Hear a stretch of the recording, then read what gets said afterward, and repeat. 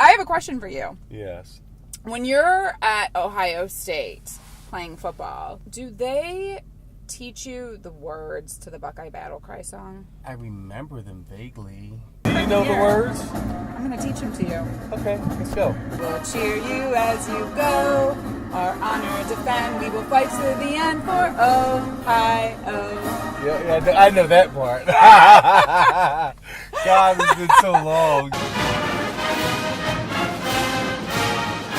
I remember like it was yesterday being in that gorgeous Ohio Stadium. Yeah. She's such a beauty. Yes, she is. And the entire stadium chanting, Eddie, Eddie. Yes. I mean, we're not even related and I have chills thinking about it. Yeah. You were what, like 18, 19 or something when that was happening? Around that age, 18, 20, somewhere 19, 20 years old, 21, yeah. Is that insane when you think about it, to be that young and to have a stadium shy of 100,000 people just chanting your name? It was overwhelming.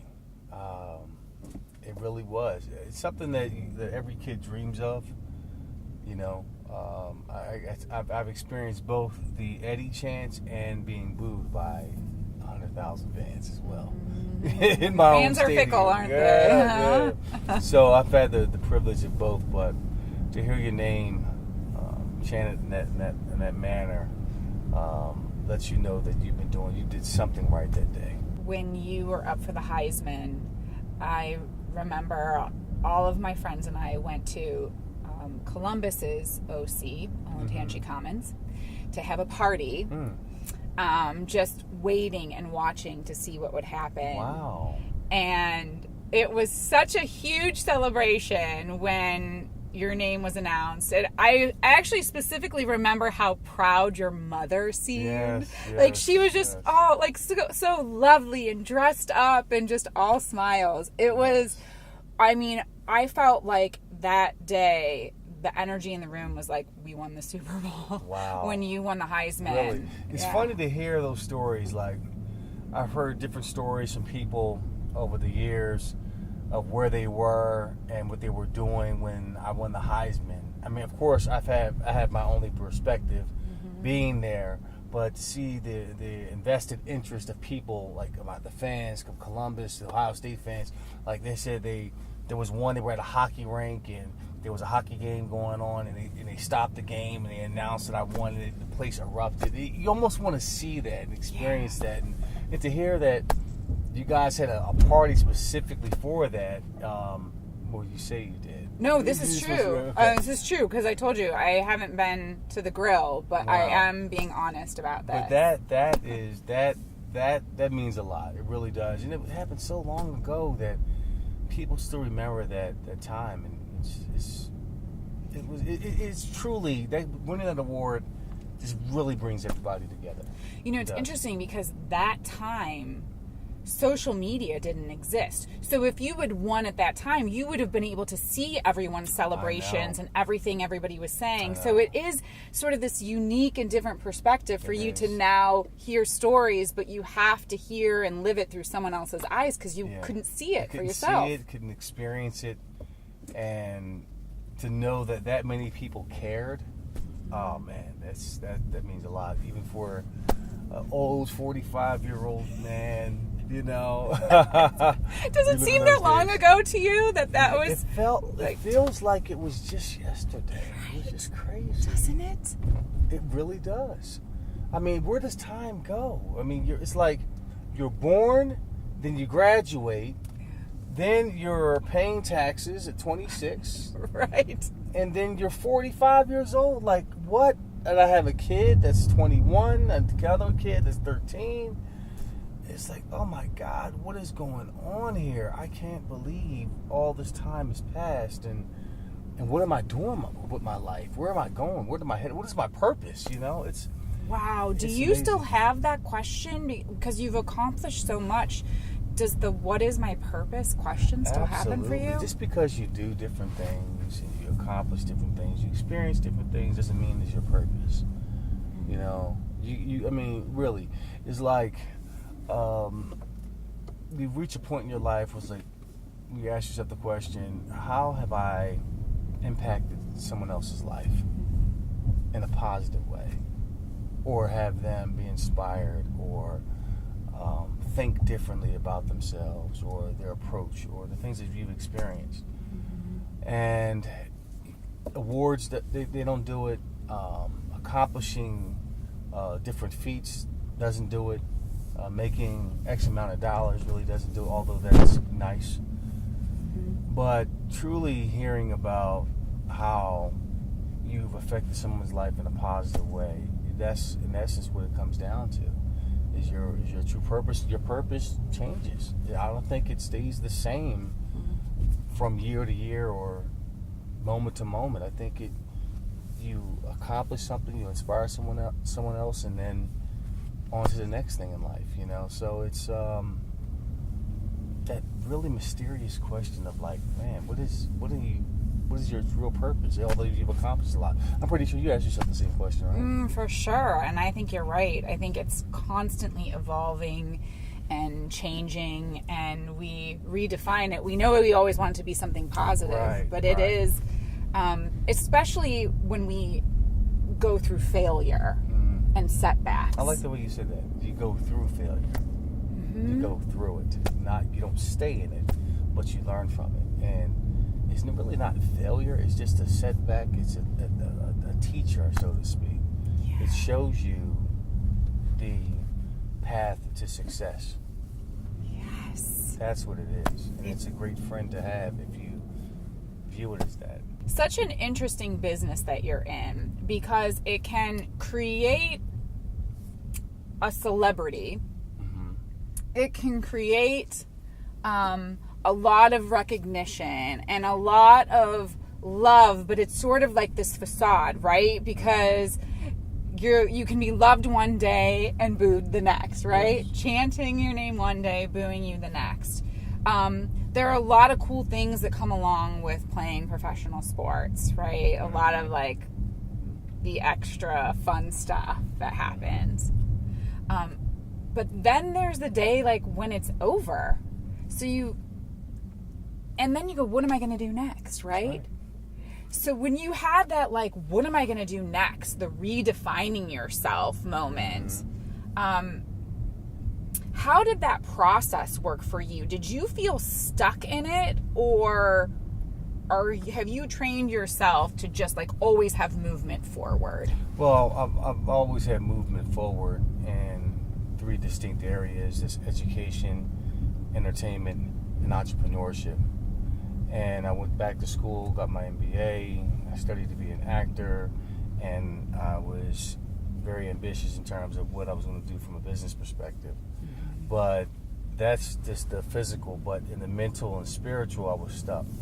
I think it's huge that you're so open about talking about that, especially as a man. As women, we're real comfortable talking about our feelings, right? Listen, women talk. We have a lot to say. Very talkative creatures about everything. It's very important stuff. Right. We solve all the problems of the world. And I say that with a little bit of a laugh and a smile, but some honesty too. Yes. But I think for men, like for you to come forward and say what you just said, in Cleveland, we've seen Kevin Love come forward to talk about some of the things that he struggled with. That is really huge, I think, for men of all ages to see that as an example from people who are their heroes. Right. I think it's good for kids to see that, especially young boys, to say that we're always taught to, not cry, not show emotion, don't let them see you sweat, don't show weakness and this and that. That's great on the football field, with a basketball court, with a baseball diamond, but behind closed doors, that's unhealthy. And that can manifest, and that can lead to substance abuse. It can lead to wanting to take your own life sometimes because you feel like you don't measure up. It leads to destructive behavior, destructive thoughts, and that's not healthy. So I think it's important for young men to realize that, hey, you know what, sometimes being strong is not being silent and sucking it up and not crying and this and that. You can do that in your quiet moments, but you show strength by saying, hey, I need some help here. Yeah. and I think that's needed more now than ever. Let's put this in perspective. In 96, Chicago the musical opens up on Broadway. Right. You're just starting your NFL career. Yes. Had you even seen Chicago yet at that point in time? No, I didn't know anything about Chicago, and not until I saw Richard Gere do it in the movies. Mm-hmm. And Yeah, I didn't see it in the play. The first time I seen Chicago was the play was 3 years ago in Nashville, Tennessee, and that's what inspired me to go after this role. Was watching it then. I was like, man, that looks like it would be tough to do. I want to do that. Is that right? Were you like, I want to try it? Yeah, I said I want to try it. So what do you do then? Do you call up an agent and say, I think I want to get into acting and maybe do Chicago? No, well, I was already acting prior to that. Okay. I was doing a play called The Whipping Man at the time, and it's a really deep, hard, emotionally driven play which requires you to go places emotionally that's just draining. And I wanted to see something that was uplifting and kind of fun and light. And so I was invited to come see Chicago, the musical in Nashville, Tennessee, their touring company. And as soon as the music came on, I was enthralled by the acting, the dancing, the style, the storyline. And when Billy Flynn came out and did his part, was singing, dancing, just really being debonair and sophisticated, and I mean, just his whole style was like, yo, I like that. Yeah. And when he sang the songs, I said, I can do that. Mm-hmm. And the president of TPAC overheard me, Kathleen O'Brien. She says, can you sing? I said, yeah, I can sing. Of course, in the shower. In the shower, but I didn't say that part. So she said, well, I'm going to try to get you an audition in New York. So she sets it up, and 2 weeks later, she calls me. She says, I got you an audition in New York for the role of Billy Flynn. I'm like, oh, wow. I said, when do I do it? She says, next week. I said, oh, boy. Okay. I didn't sing at all for a year. I hadn't done any voice lessons, no voice work. So, long story short, I got my stuff together with my acting coach. She was excited. I was excited. I go up to New York, and after about an hour worth of auditioning, I get the role, and a year later, I'm on a Broadway stage doing it, and it was crazy. Isn't that crazy? Yeah. Was that the most nervous you'd ever been? Oh, absolutely. Because live theater, I think there's nothing like it. It's so exciting. Well, like I said, I was doing theater before, but never a musical. This is my first musical, and it was on Broadway. And I'm thinking, damn, if I get it, and if I don't get it, it's okay, because it's going to be a great story either way. What's your favorite number in Chicago? And I'm not going to make you sing it. It changes. Like, I used to love doing Gun, and I still do. Both Reach for the Gun is great. But something magical about Razzle Dazzle that I really have come to enjoy. I used to dread doing it. Why? Because I was kind of unsure of what I wanted to do, but I have a chance to be a magician in that, and to really inspire. That's my goal, is to inspire through that song.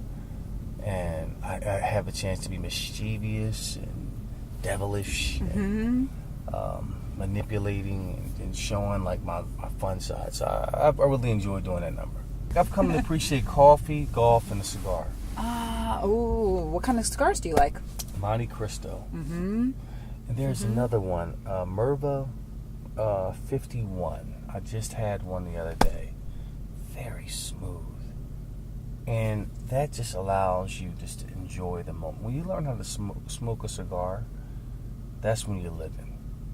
Because it's not how you smoke it, it's the time you take to smoke it. Because you're taking that moment to appreciate life, and you're taking everything. There's a certain quality about it. Yeah, right? It's not even necessarily the smoke, but it's just having something in your hand to chew on, and just to come to appreciate, and to get a nice ash. Yeah. When it burns, you get the nice long ash going. Mm-hmm. And so do you like a scotch or it varies. I like a nice scotch, or a good bourbon. Mm-hmm. Recently, I got into tequila, Question tequila. Anejo. 1 cube. Okay. Nice cigar. Tequila and I, we broke up at Ohio State.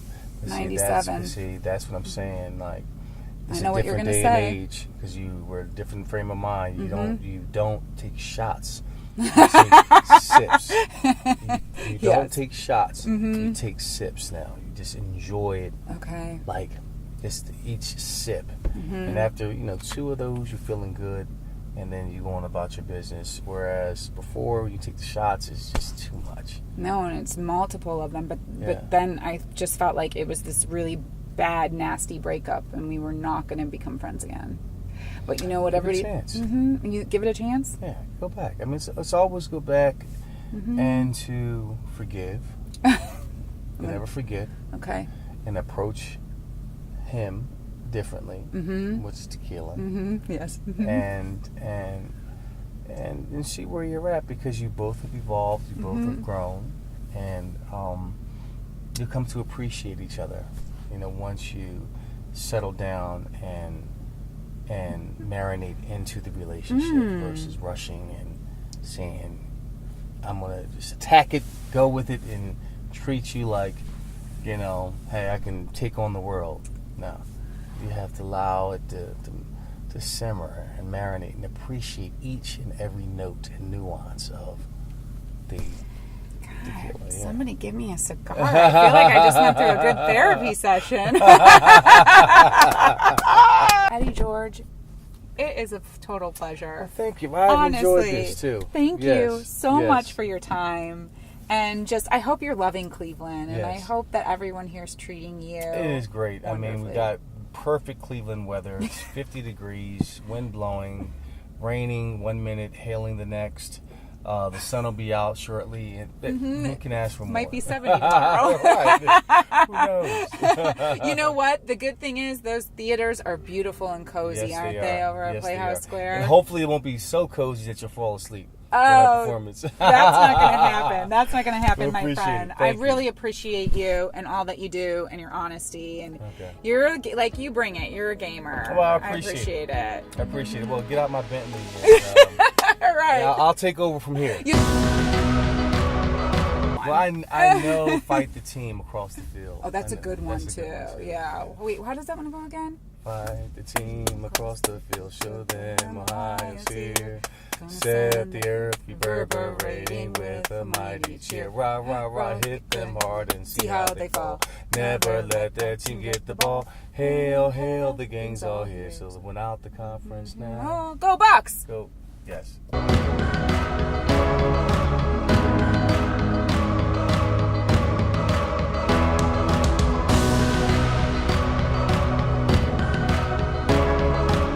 You have a place down in Columbus, I do. don't I you? do. Eddie George's Grill? Eddie George's Grill 27. I've taken you've been. Oh. I'm not lying to you, Eddie George, because I like you. I'm not lying. I haven't been yet, but I know of it, and I think now I'm going to have to go. Well, it's been there for almost 12 years, so. I haven't lived there since There's no excuse for that. 97. You're You right. still should go just because, you know what? I want to take a road trip down to Eddie George's place and get a delicious meatball sandwich. That's what I should order, a meatball sandwich? If that's on the menu that day. Oh, is it a specialty? or It is a something? specialty. I usually I order special meatballs like bison. I was gonna say bison balls, but that wouldn't sound right. That would sound wrong. But it's bison, like a bison burger, bison meat. Bison meat. Which I do like bison meat. Yeah, that would. You like bison balls? Who doesn't like bison balls, right? Listen, there's a guy in town who owns a nut company, and the first time he came on my show, I saw him. I go, "Oh my God, I love your nuts!" And I realized what I said, and he goes, "I get that." I love your nuts.